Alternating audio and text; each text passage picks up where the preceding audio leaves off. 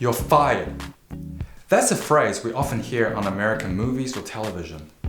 But under New Zealand employment law, it is illegal to fire an employee on the spot for performing poorly.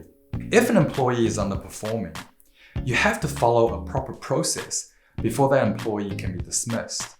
In addition, the employer must carefully document each step of the performance management process. Otherwise, the employer will not be able to prove that it had followed proper process later in court.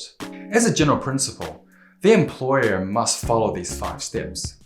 Step 1. The employer must formally notify the employee in a meeting that he or she is underperforming. Step 2. The employer must give the employee an objective and measurable performance standard which he or she is expected to achieve. Step 3. The employer must give the employee training or counseling to help the employee achieve their objective standard. Step 4.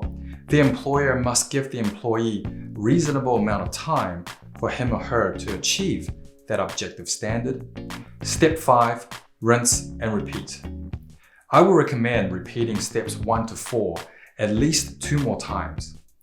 This way, the employer will be able to confidently say to the court that it had done everything reasonable to help the employee improve his or her performance.